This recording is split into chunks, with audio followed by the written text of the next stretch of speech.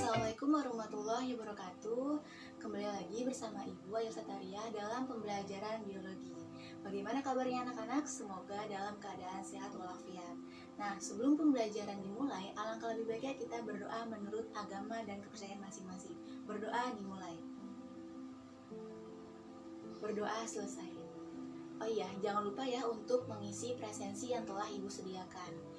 Pada pertemuan sebelumnya, kita sudah membahas bagaimana sistem peredaran darah. Kemudian kita juga sudah mempelajari bagaimana bagian-bagian darah, dan kita juga tahu bagaimana apa saja macam-macam golongan darah, dan bagaimana mekanisme pembentukan darah. Oke, sekarang gimana ya kalau misalnya darah yang membawa oksigen dapat sampai pada seluruh sel atau jaringan pada tubuh yang kita butuhkan? Gimana sih caranya? Kemudian apa aja sih alat-alat yang terdapat pada peredaran darah? Kemudian apa saja bagaimana proses peredaran darah tersebut? Nah, untuk menjawab pertanyaan tersebut, kita akan membahas pada materi hari ini, yaitu materi mengenai sistem peredaran darah. Kita akan membahas mengenai alat pada peredaran darah dan proses peredaran darah itu seperti apa. Adapun kompetensi dasarnya itu 3.6 yang berbunyi menganalisis hubungan antara struktur jaringan penyusun organ pada sistem sirkulasi dalam kaitannya dengan bioproses dan gangguan fungsi yang dapat terjadi pada sistem sirkulasi manusia. Untuk tujuan pembelajarannya, yang pertama, peserta didik mampu mengetahui atau menjelaskan bagaimana dan apa saja alat-alat peredaran darah pada manusia, kemudian mengetahui juga bagaimana proses peredaran darah pada manusia. Alat-alat peredaran darah itu ada 3. Yang pertama ada darah, kemudian ada pembuluh darah, dan yang terakhir ada yang namanya jantung. Nah, pada darah sendiri kan sudah kita bahas ya pada pertemuan sebelumnya. Darah itu merupakan cairan yang berfungsi menghantarkan zat dan makanan dan oksigen ke seluruh tubuh kita. Nah, ketika bernapas, kita itu kan menghirup oksigen. Nah, oksigen yang itu dialirkan oleh darah dari paru-paru ke jantung, kemudian ke seluruh tubuh.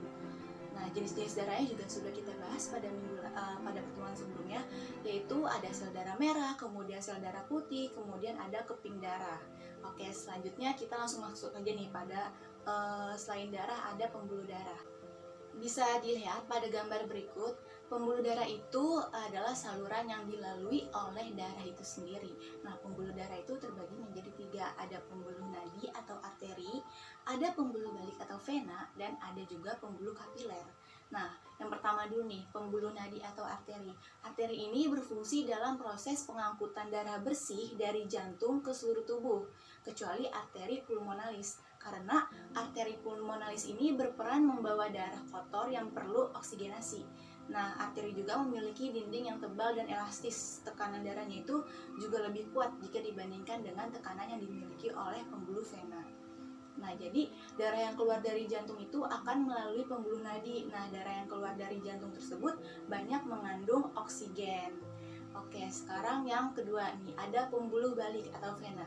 Nah, pembuluh vena ini biasanya juga disebut sebagai pembuluh balik. Nah, hal ini karena pembuluh vena bertugas membawa darah kotor atau yang minim oksigen itu kembali menuju ke jantung, kecuali pada vena pulmonalis, karena vena pulmonalis ini bertugas membawa darah bersih menuju jantung. Kemudian pembuluh balik atau vena ini merupakan pembuluh yang membawa atau mengalirkan darah dari seluruh tubuh ke jantung. Selanjutnya ada nih yang ketiga, yaitu pembuluh kapiler. Kapiler ini merupakan pembuluh darah yang sangat kecil, tempat arteri berakhir.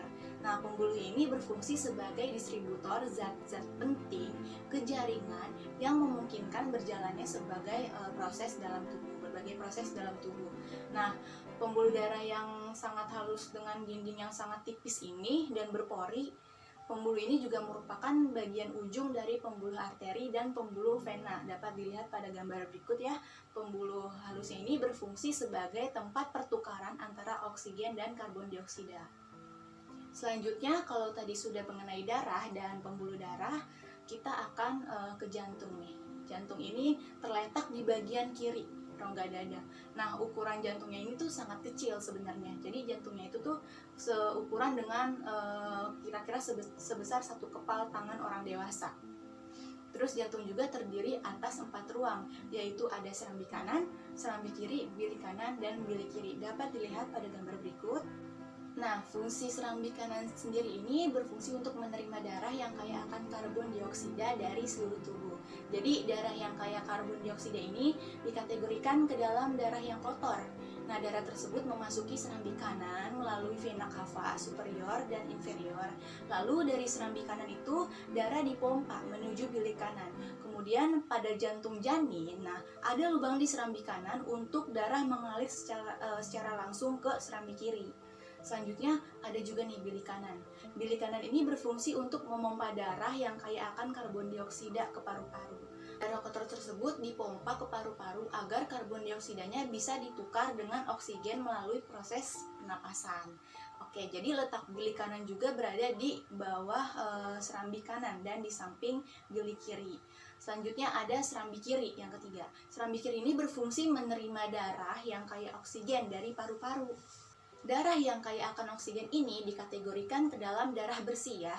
Darah bersih ini masuk ke serambi kiri melalui pembuluh balik atau vena pulmonalis. Kemudian darah tersebut dipompakan ke bilik kiri melalui katup mitral. Kemudian ada bilik kiri ini. Bilik kiri ini berfungsi untuk memompa darah yang kaya akan oksigen ke seluruh tubuh. Letak bilik kiri jantung berada di bawah serambi kiri dan dipisahkan dengan katup mitral. Bilik kiri ini merupakan bagian jantung yang paling tebal dan memiliki tugas memompa darah bersih ke seluruh tubuh. Nah, pada kondisi tekanan darah tinggi, otot bilik kiri ini dapat membesar dan mengeras.